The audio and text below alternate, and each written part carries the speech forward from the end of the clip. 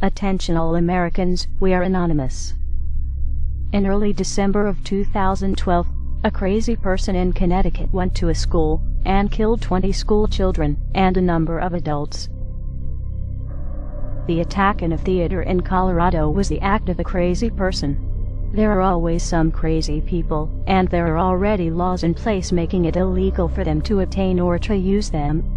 It is illegal to take a firearm into a school or a theater. It is illegal to kill people, yet these laws did not stop these events, because criminals do not obey the law. Only law-abiding citizens obey the law, and the law-abiding citizens are not the problem. Connecticut is the 4th highest gun control state in the country, and it's very hard to get a gun. Chicago and New York have the highest crime rates, and each has had total gun bans for years, yet gun violence increased.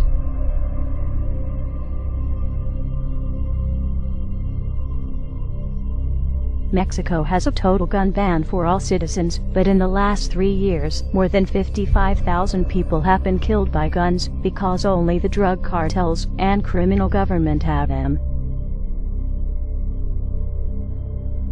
Throughout history, authoritarian governments have used gun violence as an excuse to take people's firearms and control their population. This is exactly what Adolf Hitler did to disarm the German people, and look at the atrocities his administration did.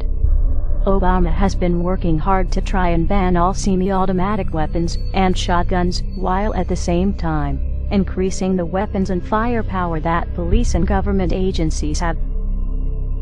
Within minutes of the Connecticut shootings, politicians were on the state-run media saying it was time to get rid of the guns, and they will be talking about it for weeks to come. The Obama administration and his government-funded media have been promoting this idea for months. Every time there is a shooting performed by a crazy person, the media talks about it non-stop for weeks or months. But when there is an illegal or unlawful shooting by police that does not fit Obama's agenda, the story is barely mentioned, such as some of the following cases.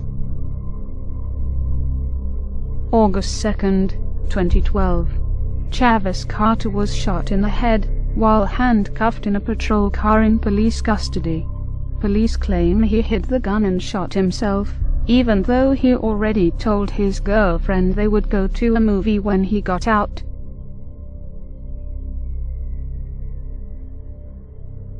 January 2009.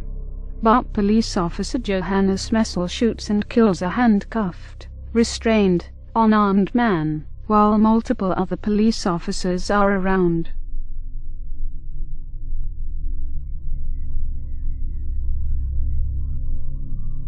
August 2012.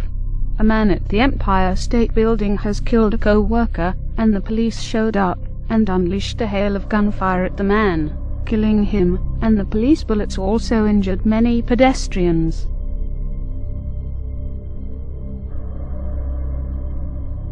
July 2012. Some protesters demand answers from police about why they shot a man in the back. The police responded on the crowd of protesters that had many children under the age of 10, with rubber bullets and attack dogs.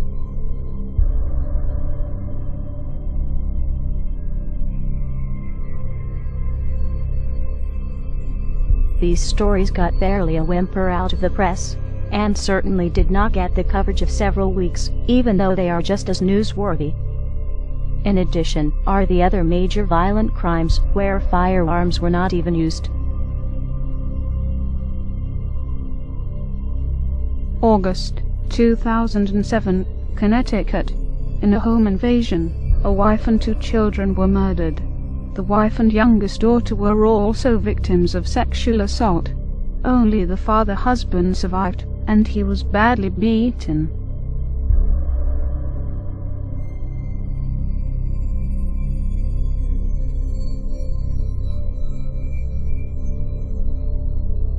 October 2012.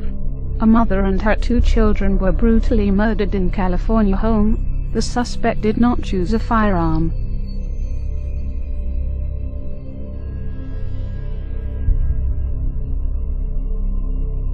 October 2012. 2 children were found stabbed to death when their mother returned home. The suspect was the children's nanny.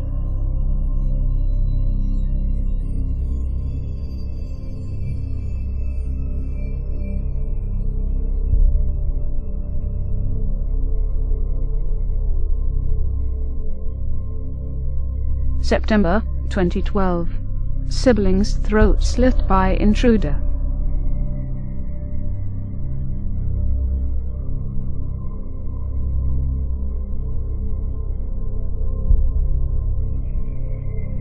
The press also hardly mentions the cases where guns were used by law-abiding citizens to save lives to avoid being raped or killed.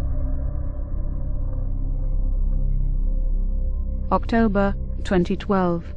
12-year-old Oklahoma girl shoots home intruder to protect herself after she tried to evade them.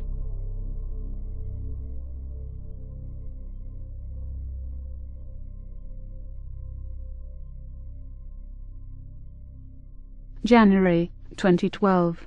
14-year-old boy kills intruder when a gang of 4 men break into his house, where he was alone with his 17-year-old sister.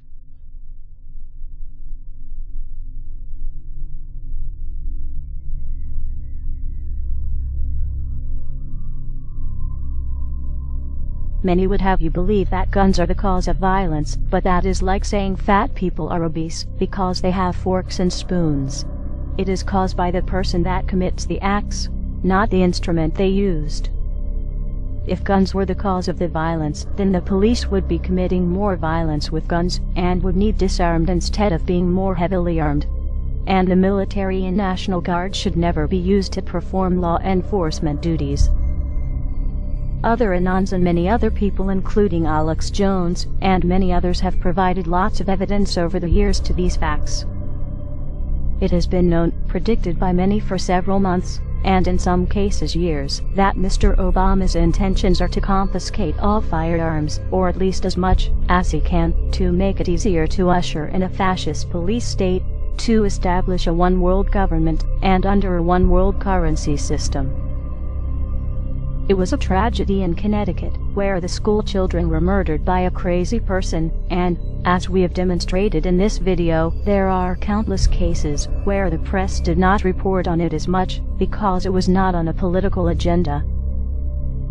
How dare Mr. Obama soil their memories, and who they were, and are, by using this and other events for his own purpose. Guns have been used to save lives, and could have been used to save other people. Mr. Obama would have you believe that guns are the cause of these crimes that CNN, Fox, and the rest of mainstream media talk about so much, but it is hardly mentioned when the crimes are committed by authorities that are ever increasingly armed. Mr. Obama will tell you he needs to get guns out of the hands of criminals, but he will be taking them out of the hands of law-abiding citizens, while the criminals will still have them, and will have other means of inflicting harm. The law-abiding citizen will be helpless. Those that were saved by guns will become victims. And those that could have been saved by guns will have that history repeated, as others end up raped and murdered.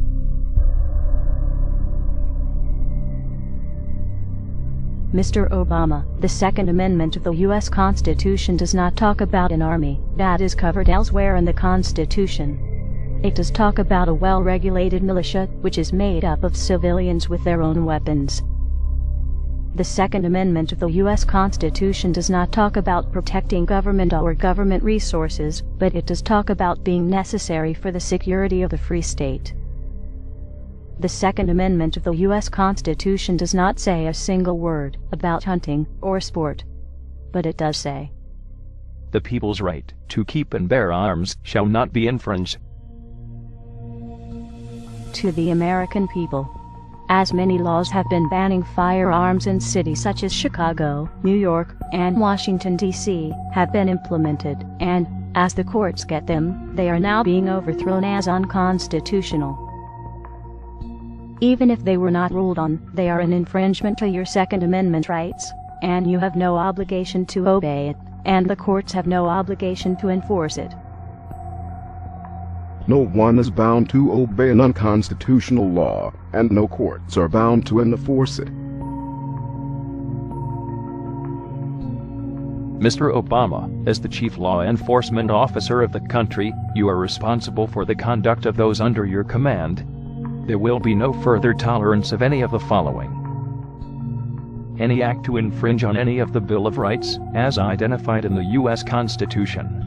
Any act to seize or locate any firearms or ammunition. Any act to control the ownership of firearms or ammunition. Any act to control the manufacturing or sales of firearms or ammunition. Any act to document ownership, purchases, or attempts to purchase firearms or ammunition.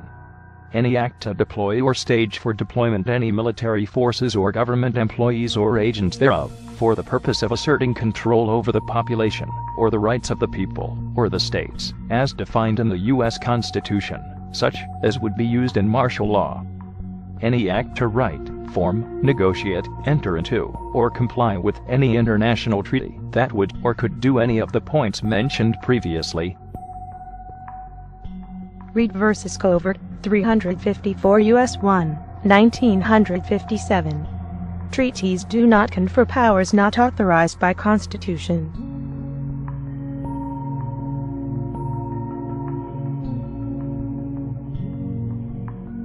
Any action taken by you to attempt to perform those acts, or similar acts, as interpreted by the American people, or any attempt by you to skirt your responsibility to the true office of the presidency, will be viewed by many people as your willful act of insurrection and treason against the American people, as those acts would be willful disregard of your oath of office. Any further attempt by you, your administration, law enforcement, or those under authority of the presidency to perform or assist in performance with any body attempting such acts, will be viewed by many people as your willful act of insurrection and treason against the American people, as those acts would be willful disregard of your oath of office. Any further attempt by you, your administration, law enforcement, or those under authority of the presidency to do any of those acts mentioned, or anything similar, will be viewed by many people as your willful act of insurrection and treason against the American people, as those acts would be willful disregard of your oath of office.